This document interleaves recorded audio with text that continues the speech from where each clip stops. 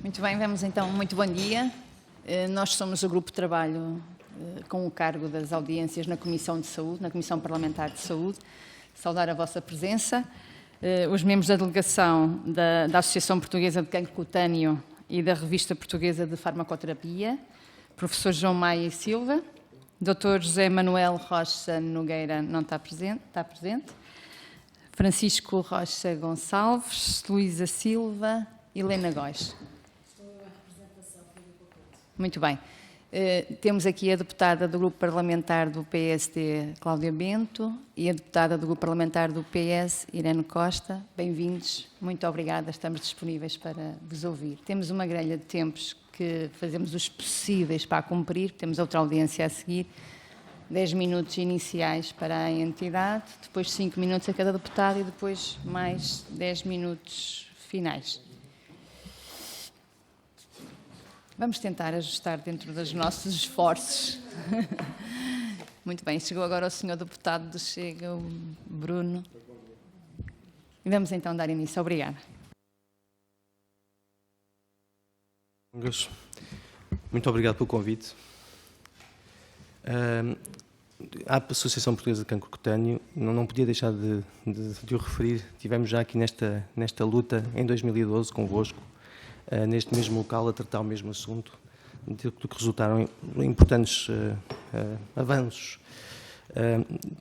Nós tínhamos tratado, estamos a falar aqui de um cancro, de um tipo de cancro, de uma patologia que afeta um grande número de pessoas a nível mundial, um número equivalente a 2 a 3 milhões de pessoas por ano, e em Portugal estima-se que há cerca de 12 mil novos cancros de pele todos os anos.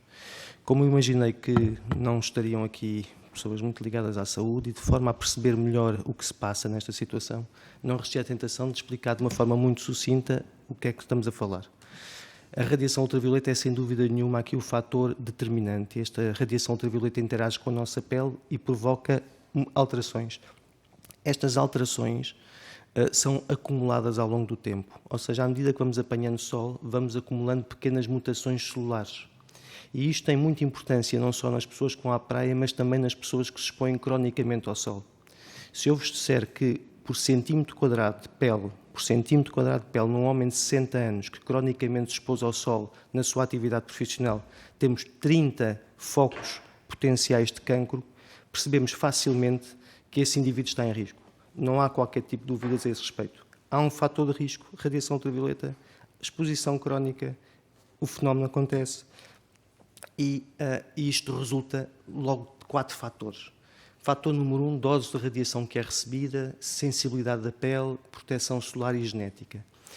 E se nós olharmos com atenção para esta lista, percebemos rapidamente que não podemos mudar a sensibilidade da pele das pessoas, nem a genética das pessoas, mas podemos mudar o comportamento das pessoas. E, portanto, aqui o nosso foco também passa muito por um lado, promover na saúde ocupacional, junto destas pessoas, boas medidas de proteção solar, já se percebeu o que é necessário, e de diagnóstico precoce. Mais uma vez, para criar aqui um cenário. Vamos imaginar, estes trabalhos são reais, foram distribuídos relógios solares a pessoas. Gozeiam a radiação ultravioleta, a exposição à radiação ultravioleta. E aqui temos, por exemplo, o exemplo de um empregado de escritório. E vem que sai de casa, apanha muito pouca radiação, à hora do almoço muito pouca radiação e muito pouca radiação no final do dia. Portanto, não é um indivíduo em risco. Mas se eu pegar num agricultor, e estes são dados reais, vocês percebem facilmente, quem escuta, percebem muito facilmente que este indivíduo está em risco. E este indivíduo precisa de ser alvo de grande atenção dos vários parceiros que participam nisto, não só dermatologistas, saúde ocupacional e também legisladores. Mas se eu perguntar a estas pessoas, curiosamente, se aplicam protetor solar quando vão para a praia, muitos dizem que sim. E vocês veem que cerca de 70% das pessoas, destes agricultores, e isto são inquéritos que são efetuados pela Associação Portuguesa de Cancro Cutâneo, em conjunto com a Sociedade Portuguesa de Dermatologia e com a Direção-Geral de Saúde, 70% põem protetor quando vão para a praia. Mas no local de trabalho, vejam, cerca de 15-20% das pessoas é que aplicam protetor solar. Portanto, há aqui uma grande dissociação entre o entendimento do fator de risco, e essa literacia também tem que ser alvo do nosso trabalho. Duas imagens que falam por si. Homem, será que isto é um comportamento de risco? Este homem é filho deste homem. Vejam, mesma área, mesmas cabras, repare, ao fim de uns anos, como é que ele está? O boné, a grande proteção, o como resultou, a área não exposta. E a partir daí isto até poderá ser intuído como um comportamento que não é de risco, mas vejam como inevitavelmente esta exposição solar leva ao aparecimento do cancro. E a importância destes cancros, e vem aqui algumas imagens, tem vindo a mudar da importância que nós lhes damos. Nós estávamos muito focados no melanoma. O melanoma é a lesão da esquerda. É que mata, associa-se muitas vezes à metastização. E desvalorizávamos persistentemente os outros dois tipos de cancros mais prevalentes, o carcinoma espinocelular e o basalioma. Atualmente, percebemos que temos que olhar muito para essas lesões, porque essas lesões, chamados cancros não melanoma, nomeadamente o carcinoma espinocelular, trazem-nos muitas pessoas à consulta, trazem-nos muita morbilidade, também nos trazem mortalidade e fazem-nos gastar muitos recursos humanos e financeiros. Portanto, esta relevância dos cancros de pele não melanoma tem vindo a aumentar. Só que depois temos aqui um grande problema, um grande desafio, é que nós não temos números, não temos conhecimento da situação real. Ou seja, nós temos o nosso contacto com os doentes, nós sabemos a realidade, percebemos o comportamento das pessoas, lutamos, como vê, nas campanhas para o mudar, mas quando olhamos para o problema nem percebemos muito bem a dimensão do problema. E esses números internacionais também não existem, têm vindo a ser desenvolvidos, sempre se dando um foco muito importante e relacionando sempre com o envelhecimento da população. A nossa população aqui também vai envelhecendo e eu faço aqui uma alerta para as pessoas que vêm de outros países do norte da Europa, de idades avançadas, que nos trazem uma sobrecarga de tumores deste género para os nossos sistemas de saúde e não é negligenciável, e isto dito porque há alguém que trabalha no Hospital de Santa Maria e noutros hospitais temos esta percepção. E, portanto, esta análise crítica dos registros, estas assimetrias, também não, em Portugal ocorrem e nós, de facto, temos um registro nacional, oncológico nacional, que não faz registro, não dá números relativos a este tipo de neoplasia. Não dá, em termos de epidemiologia de ocorrências, novos casos, de incidência, mas também não dá de prevalências nem dá de mortalidades. Temos alguns números, também para muito fruto de ações da Associação Portuguesa de Cancro Cutâneo, Sociedade Portuguesa de Dermatologia e Direção-Geral de Saúde, nas nossas campanhas do euromelanoma, que nos avançam alguns números, mas que obviamente que são números que estão enviesados, porque são pessoas que nos preocupam, que se preocupam com a situação e que nos procuram e, portanto, é uma população que não nos pode garantir a fiabilidade destes dados. Portanto, esta fotografia tirada de uma forma muito sumária levanta-nos aqui dois desafios. Um é perceber, caracterizar realmente a epidemiologia na população portuguesa. Os dados são escassos e daí elaborarmos um trabalho que foi publicado recentemente e depois integrar estes dados e ter uma percepção de qual é que é o impacto real destes dados na nossa vida, no nosso sistema de saúde. Verificamos que a incidência destes tumores tem vindo a aumentar, à semelhança do que acontece de uma forma geral em todos os tumores de pele, também estes tumores têm vindo a aumentar numa ordem de 2 a 3% por ano, o que nos preocupa, obviamente, e, como vos digo, está muito relacionado com o comportamento das pessoas. Por outro lado, este trabalho mostra que estes carcinomas não melanoma, nomeadamente o carcinoma basocelular e o carcinoma espinocelular, em relação ao melanoma, têm um peso muito importante. E, portanto, estamos aqui a falar de 7:1, 8:1, e, portanto, o volume, nós falamos muito do melanoma, mas o volume do carcinoma espinocelular é muito superior e, portanto, mais uma razão para olharmos para ele com muita atenção.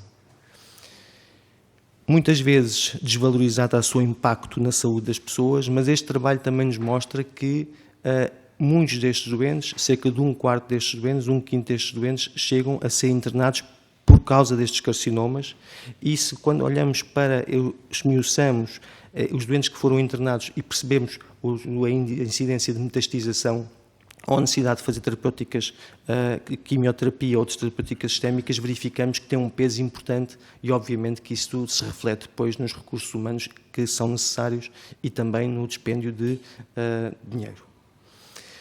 Percebemos também que há aqui uma dificuldade, fruto dos nossos registros, em conseguir perceber a real dimensão desta situação. E porquê? Os nossos registros neste momento estão muito focados no doente. Ou seja, eu tenho um doente que é registado uma vez, e se ele tiver 2 tumores ou 3 tumores é registado uma vez. Se ele tiver 2 tumores síncronos é registado uma vez.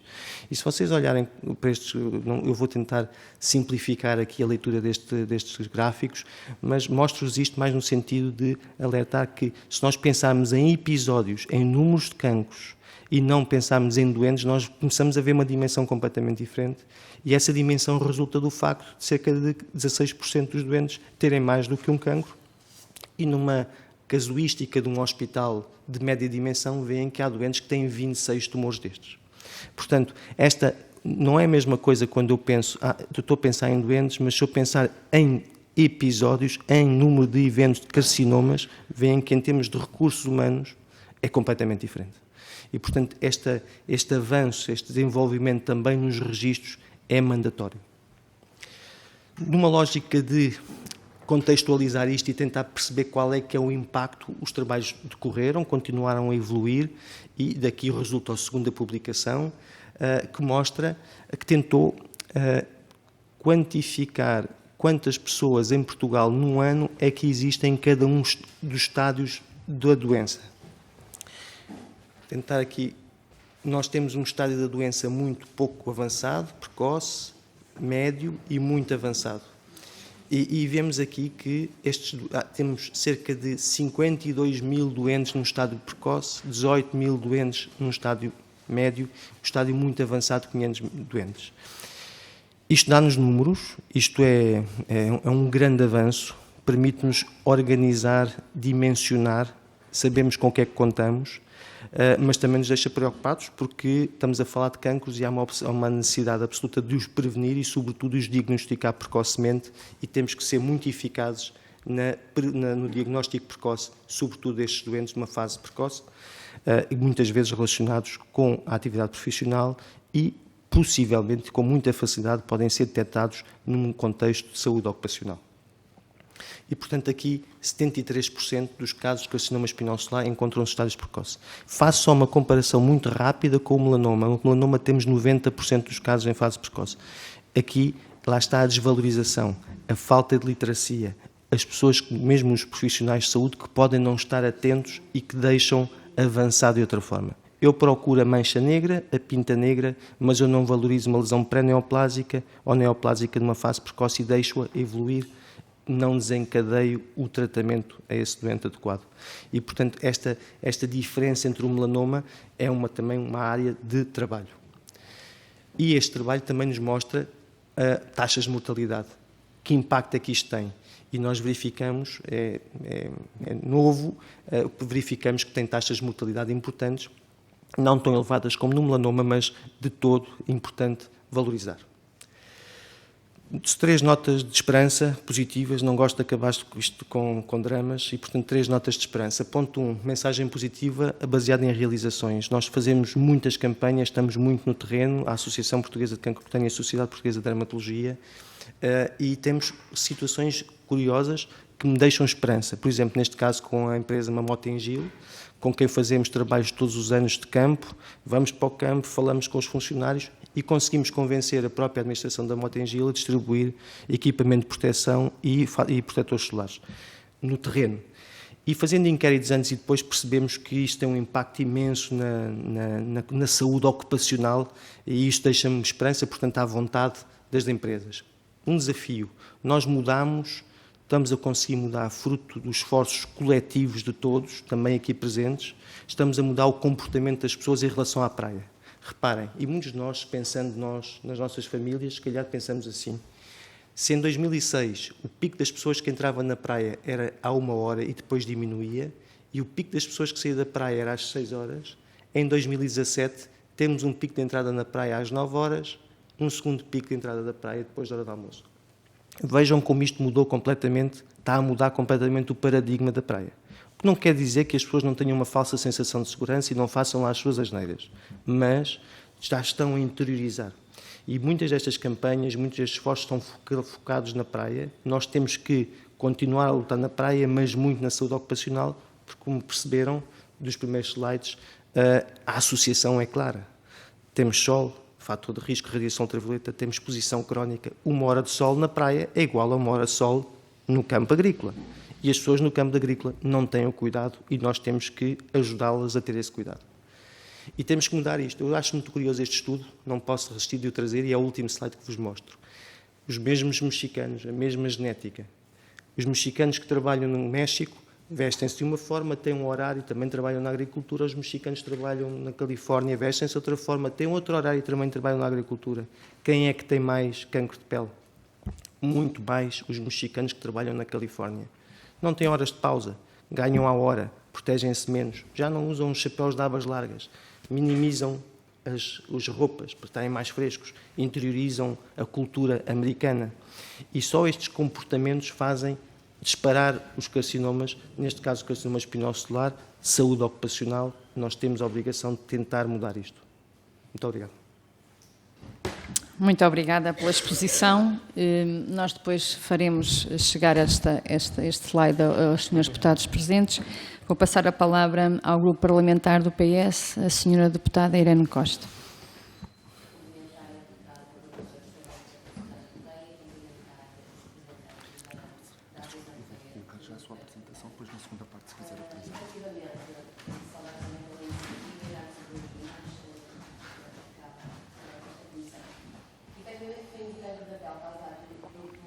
Pelo melanoma como um tipo de cancro de pele mais grave e, de facto, esquecemos o cancro de pele não melanoma. Sabemos que a prevenção e a intervenção precoce são fundamentais nesta como noutras áreas, evitando sofrimento, incapacidades e morte. Sendo referido que 90% das mortes por cancro de pele seriam potencialmente evitáveis, parece óbvia a necessidade de definir mecanismos para que estas patologias possam, de facto, ser evitadas, sendo que o diagnóstico precoce, como referiu, numa primeira abordagem e o controle dos fatores de risco afiguram-se como o caminho a seguir. Sabemos que são realizados através da Liga Portuguesa contra o Cancro, rastreios de cancro da pele aos cidadãos elegíveis, e aqui eu não percebo se estes rastreios são feitos só ao cancro da pele, ao melanoma, ou eventualmente a outros, não percebo, provavelmente vocês saberão responder. E que o setor privado também tem vindo a implementar diversas iniciativas de rastreios, bem como também são realizadas iniciativas de sensibilização sobre o cancro de pele.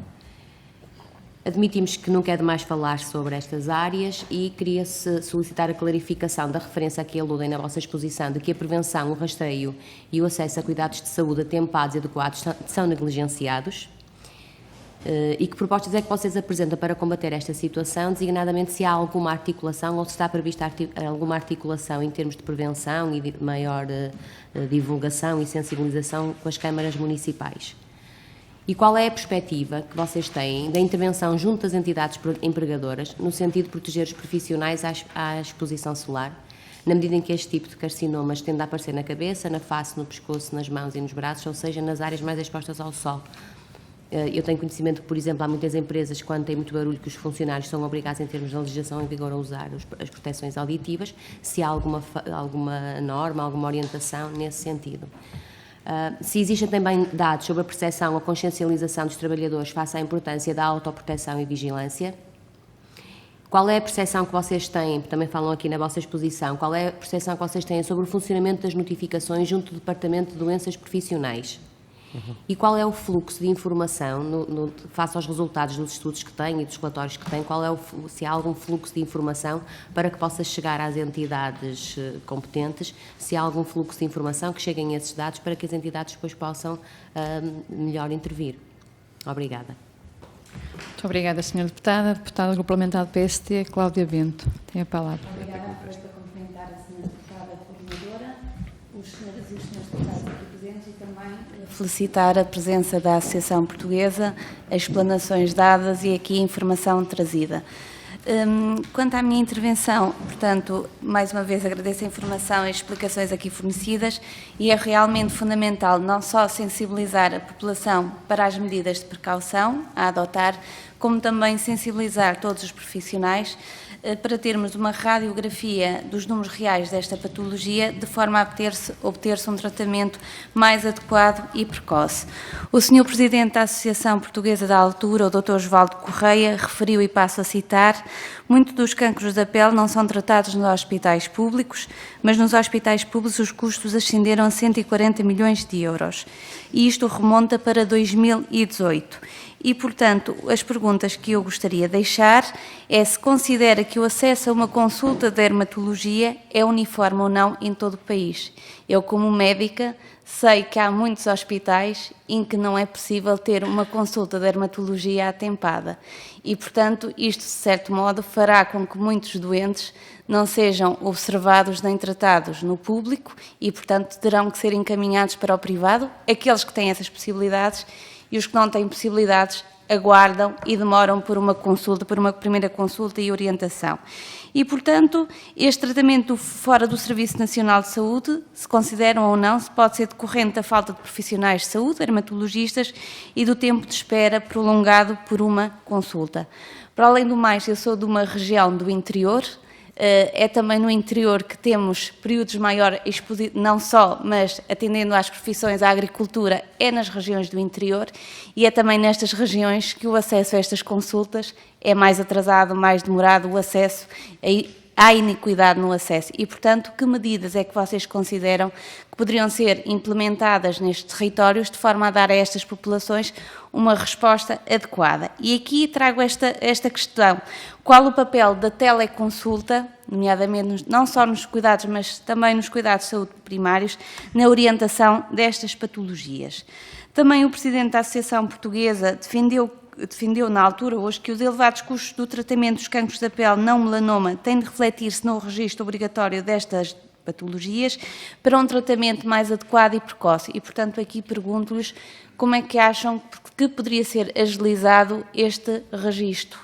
E, por fim, quais os investimentos que considera, no momento, devem ser implementados no imediato no Serviço Nacional de Saúde para dar uma resposta adequada e atempada a estas patologias? Obrigada. Obrigada, Sra. Deputada. Tenho a palavra o Sr. Deputado Parlamentar do Chega, Bruno Nunes. Sr. Presidente em exercício, uma vez mais cumprimentá-la, cumprimentar a Associação. Bem-vindos, 10 anos depois, a este Parlamento. De facto, o assunto que aqui nos trazem, nós desde criança que temos somos sensibilizados, que saímos debaixo do chapéu, apanhamos uma palmada, depois besuntamos com nívea, etc. E tentamos, mas depois ao longo dos anos vamos entrando no facilitismo e achamos que já somos todos super-heróis e por isso que nada nos acontece, independentemente do sol. E é também uma questão cultural, e eu percebo, quando caminhamos então para o interior, com as nossas tradições e a nossa cultura, não será fácil mudar algumas consciências e mudar a mentalidade de algumas das pessoas. Acho essencialmente pela vossa exposição que também existe aqui uma grande responsabilidade do poder local, das autarquias, do próprio Estado Central, num princípio de comunicação e de fazer as pessoas ter conhecimento do perigo que todos nós estamos sujeitos. E basta pensar na quantidade, não só nos agricultores, como foi aqui exposto, e nós temos uma grande afetividade ao mundo rural, mas quando pensamos em trabalhadores municipais, e eu sou vereador numa Câmara onde vejo muitas vezes os cantoneiros do lixo, os jardineiros expostos a temperaturas elevadíssimas, e falar de temperaturas nestes últimos dias é o que é, cada vez estamos com as temperaturas mais elevadas.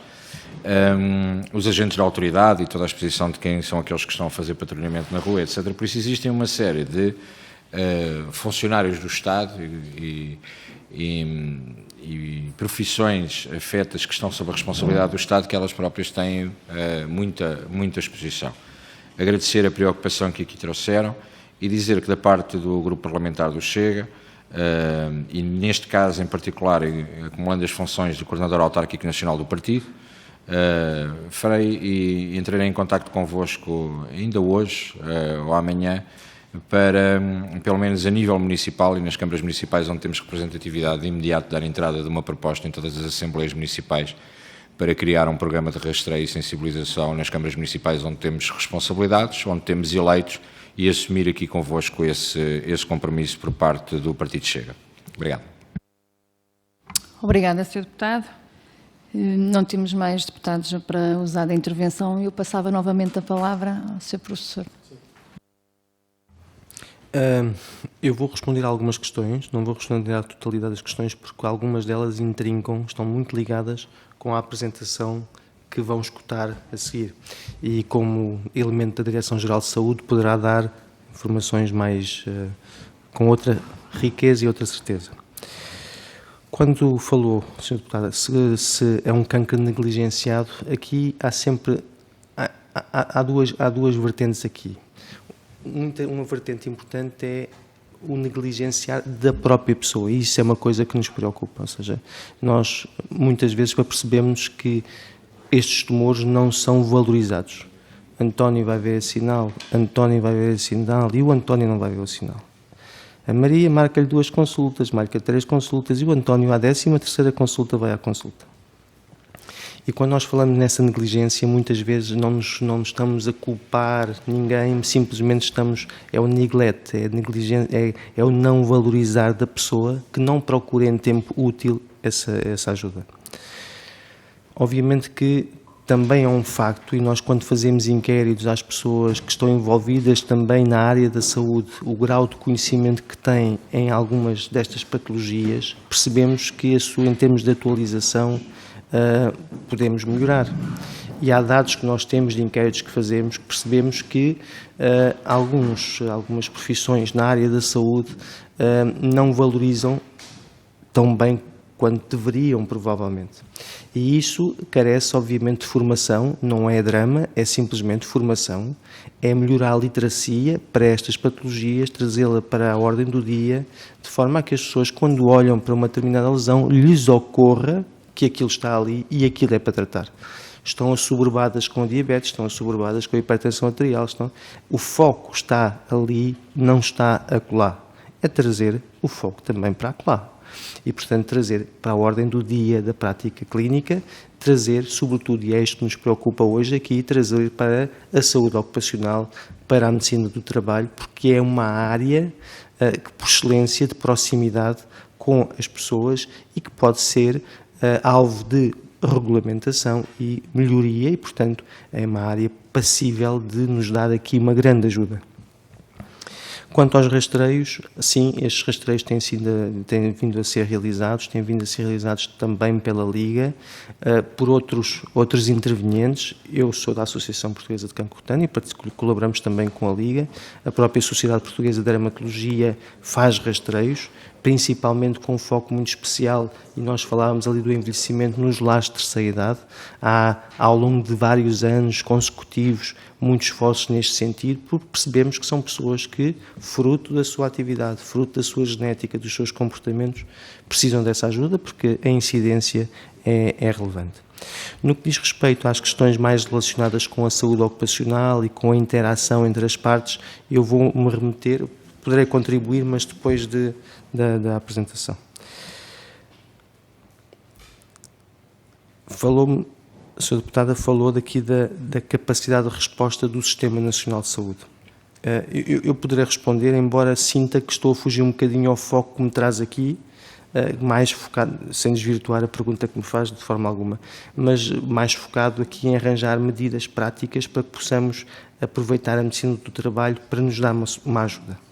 Mas obviamente que sim, é do conhecimento, o esforço é imenso para tentarmos acorrer a toda a gente que nos procura no Sistema Nacional de Saúde. Eu trabalho no Sistema Nacional de Saúde também, obviamente com as limitações que por vezes temos, são as contingências da nossa realidade, mas sempre com um esforço no sentido de dar o nosso máximo para acorrer ao máximo de doentes possível numa fase mais precoce possível.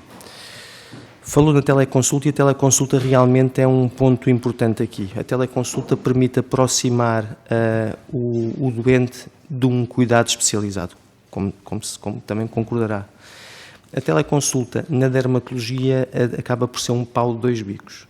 Tem limitações que são claras, não se pode colocar uma teleconsulta como uma substituição de uma consulta presencial. Não é uma consulta presencial.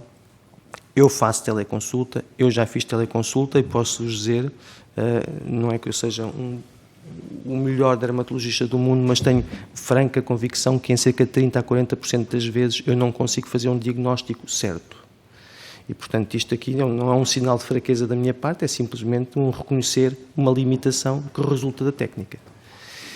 Mas esse facto, as próprias pessoas percebem isso, ou seja, no dia em que eu deixei de fazer teleconsultas a 100% em plena época Covid e passei a fazer consultas presenciais e as pessoas podiam marcar consultas ou uma ou outra no momento da marcação, 82% das pessoas preferiram marcar uma consulta presencial para mim, mesmo em período de Covid, e deslocarem-se ao hospital.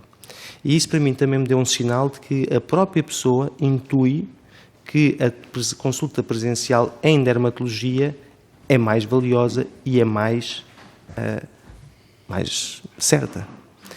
Bom, mas assumindo essas limitações, que têm que ser assumidas, têm que ser referidas, porque não se pode simplesmente dizer que a teleconsulta é igual a uma consulta presencial, mas mesmo assumindo essas limitações, nós temos que também reconhecer que a teleconsulta resolve, quando não há outra solução, resolve, porque aproxima, permite uma triagem muito rápida. Permite, sobretudo, em determinadas lesões da pele, reconhecemos que são lesões benignas e esse doente já não precisa de vir. Se é uma lesão maligna ou uma lesão suspeita, esse doente tem que vir.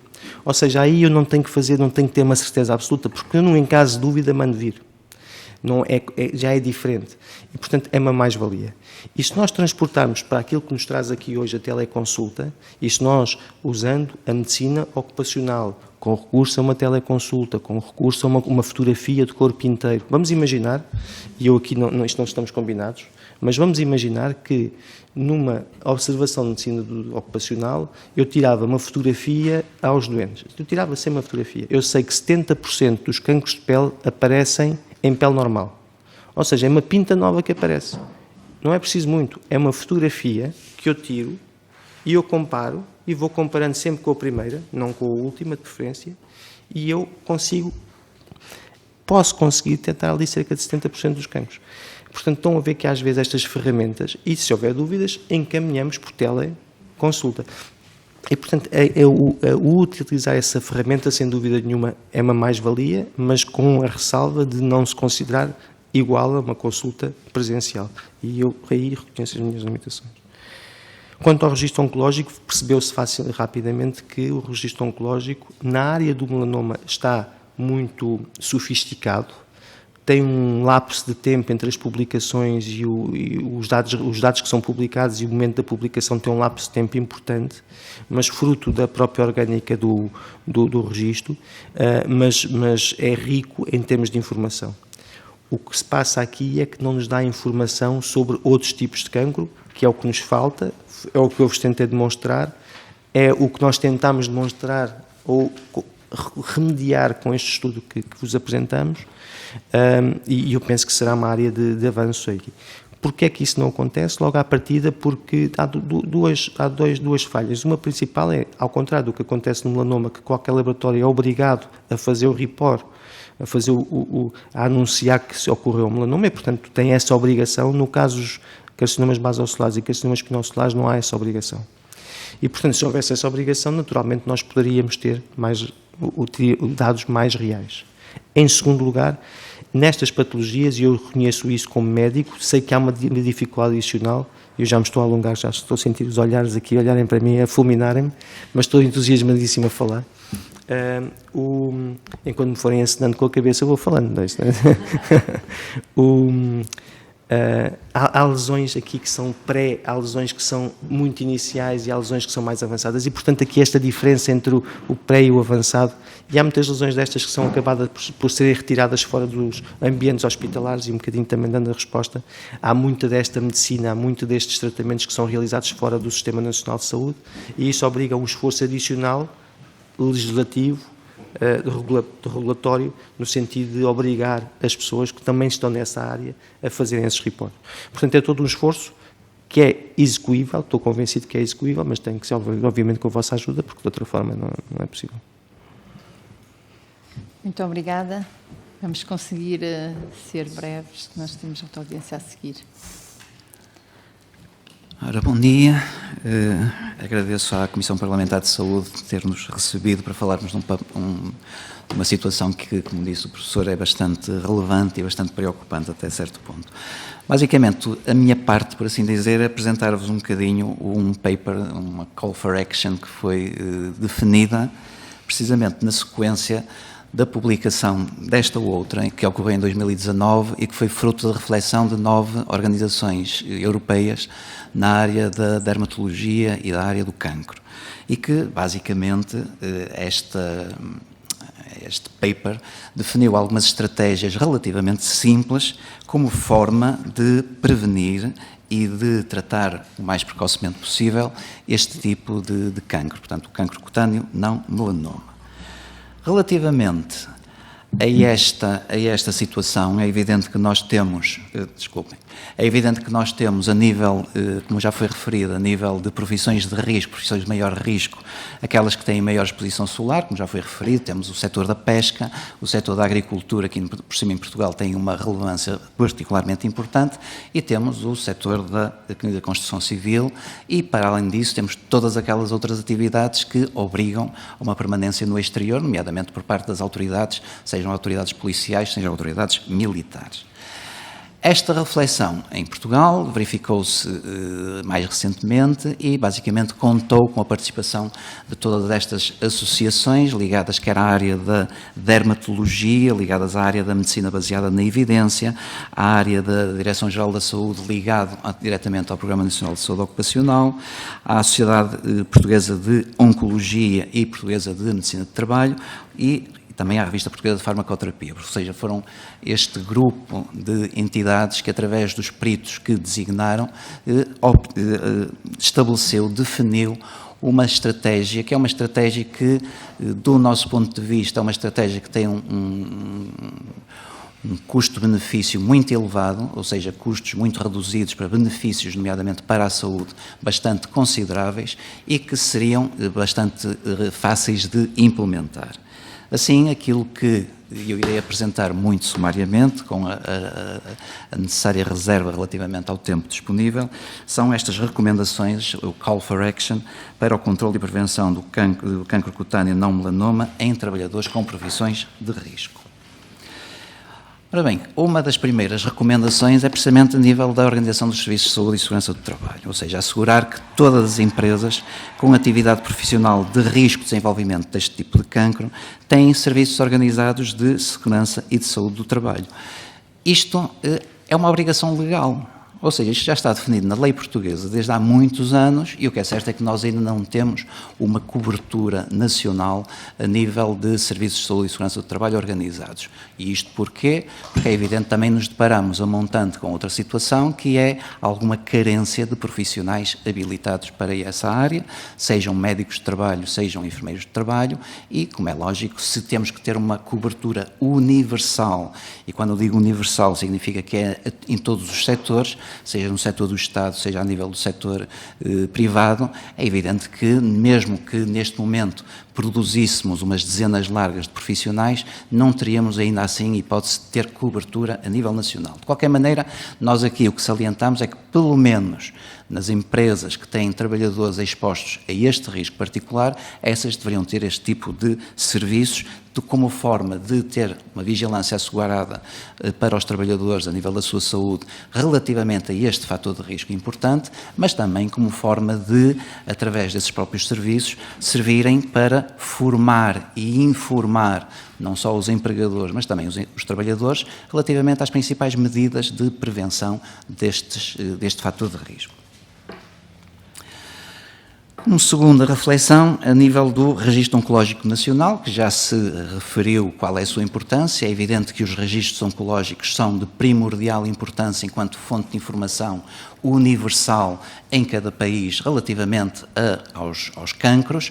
Isso está reconhecido pela própria Organização Mundial de Saúde, mas sabemos que, por exemplo, poderíamos melhorar um bocadinho estes registros, não só a nível da informação, como foi referido pelo professor, nomeadamente a nível deste tipo de cancros não melanoma, com uma relevância significativa, mas também começar a disponibilizar, a ter hipótese, que embora não tenha sido essa a função inicial de criação do registro oncológico, mas ele poder ser potenciado como uma ferramenta de vigilância epidemiológica. O que é que isto significa?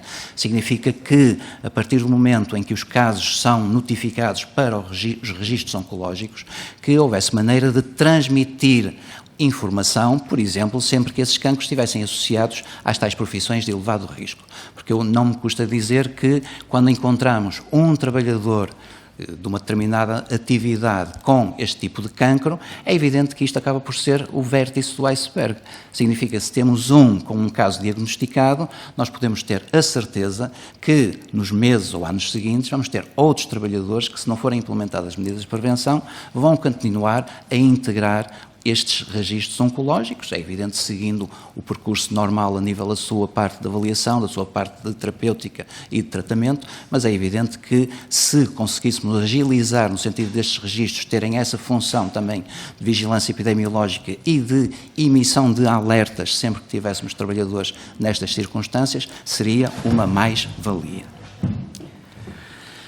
Desta forma, também poderíamos, por exemplo, podia ser no âmbito dos próprios registros oncológicos, no próprio Registro Oncológico Nacional, ter um registro de casos de carcinoma cutâneo não melanoma. E isto como forma de ter uma informação mais detalhada e mais virada para a epidemiologia deste tipo de cancros, como forma de não só melhorar a capacidade de conhecimento epidemiológico destas situações, em termos da sua distribuição geográfica, distribuição, por exemplo, por idades, distribuição populacional, distribuição por profissões, mas também ter capacidade de desenvolver metodologias mais atempadas e mais eficazes de profilaxia, nomeadamente de âmbito populacional. De âmbito populacional, porque depois também temos as ações que são dirigidas um bocadinho mais individualmente aos empregadores e aos trabalhadores, ou seja, nomeadamente chamando a atenção, porque muitas vezes o trabalhador é colocado com a possibilidade de ter algum equipamento de proteção individual, mas vamos ser francos, é evidente que com o tempo atmosférico que neste momento estamos a enfrentar, se ao trabalhador a alternativa for utilizar um equipamento de proteção do corpo inteiro, que é evidente que protege da radiação ultravioleta, mas é incomportável com a temperatura que neste momento enfrentamos, é evidente que a decisão do trabalhador vai ser: não, prefiro não usar, prefiro aceitar e assumir o risco. Porquê? Porque, entretanto, o empregador cumpriu aquilo que tinha que fazer. Eu até disponibilizei equipamento de proteção individual. O trabalhador é que, coitado, não quer usar. Não, isto tem que ser nos dois sentidos, ou seja, tudo o que é disponibilizado do ponto de vista de proteção dos trabalhadores tem que ter em conta as características individuais de cada trabalhador, a sua capacidade de poder utilizar da melhor forma possível aquele tipo de equipamento, não haver, por exemplo, alguma forma de contraindicação ou de vulnerabilidade por parte do trabalhador para usar esse tipo de equipamento e, como é lógico, sempre que possível, optar por parte do empregador nas chamadas proteções coletivas, ou seja, definindo um sistema de proteção que proteja a totalidade dos trabalhadores contra este tipo de riscos, nomeadamente a exposição à radiação ultravioleta. É evidente que aqui a criação dos chamados ambientes de trabalho saudáveis vem no decurso da organização dos serviços de saúde e segurança do trabalho nestas empresas.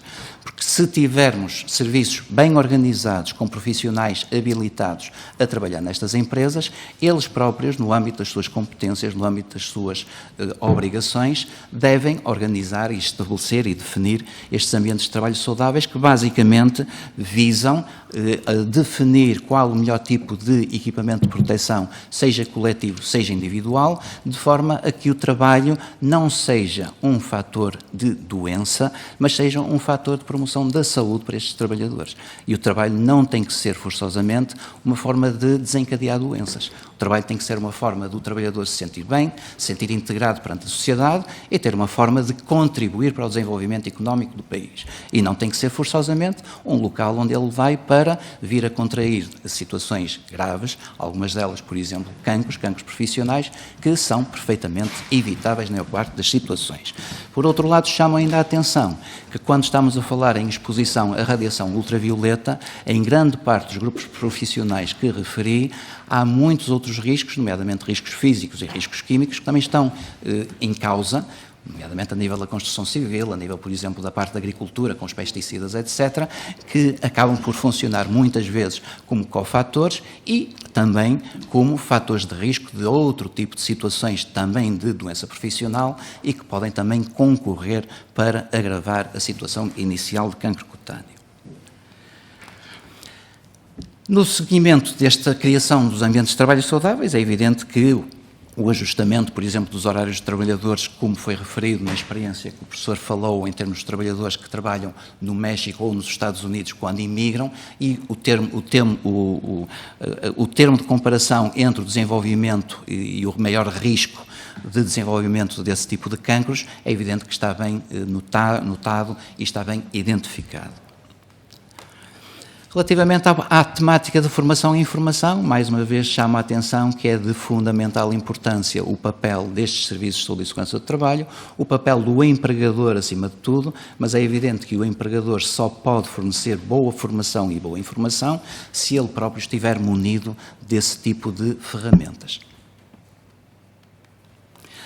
Falou-se também do caso da notificação dos casos de doença profissional. É evidente que neste momento temos um problema muito considerável de subnotificação e se querem saber qual é o problema da subnotificação, e eu como médico fico um bocadinho com algum rubor de ter que dizer isto, mas muitas vezes o que está na base é o profissional de saúde, o médico, não questionar o profissional relativamente à profissão. Em que é que trabalha? O que é que faz? E muitas vezes, por exemplo, o profissional pode dizer: eu sou funcionário de uma autarquia. Pronto, ok, funcionário de uma autarquia. Mas ele na autarquia pode ser contínuo, mas pode ser jardineiro, mas pode ser canteiro, ou seja, pode ter uma série de atividades que, se eventualmente vier a sofrer de alguma doença, o médico, como não tem a definição da atividade profissional, não estabelece o elo de ligação entre a doença e a atividade profissional. Inclusivamente, muitas vezes, por exemplo, a atividade profissional, desculpem-me a expressão de trolha, eu não sei o que é que um trolha faz exatamente, porque um trolha tanto pode estar a colocar pavimentos, como pode estar a levantar paredes, como pode estar a colocar outro tipo, a transportar, por exemplo, sacos de cimento de um lado para o outro. Portanto, é preciso que, acima de tudo, os médicos questionem exatamente qual é a atividade profissional que o trabalhador que tem à sua frente desenvolve, e só desta forma podem desenvolver a tal associação entre a exposição e a doença. Mas mesmo concluir. Sim. Finalmente, o caso da medicina geral e familiar. É evidente que o médico de família é um elo fundamental em todo este processo, porque é evidente que é aquele que tem possibilidade, através da universalidade dos serviços que presta, de também ser um potencial notificador, um potencial formador do indivíduo que tem à sua frente, e também não nos vamos esquecer que muitas vezes é para ele que são referenciados os casos quando são detectados por parte do médico de trabalho. Pronto, fico disponível para as questões que entenderem colocar. Muito obrigado. Nós agradecemos a exposição aqui feita. Em nome da Comissão de Saúde estaremos disponíveis para novos contactos, novas necessidades que os próprios grupos parlamentares sintam necessidade de fazer no seu trabalho. Temos efetivamente outra audiência a seguir já marcada para as 12. Agradeço a vossa compreensão e muito obrigada de nossa parte. Muito obrigado.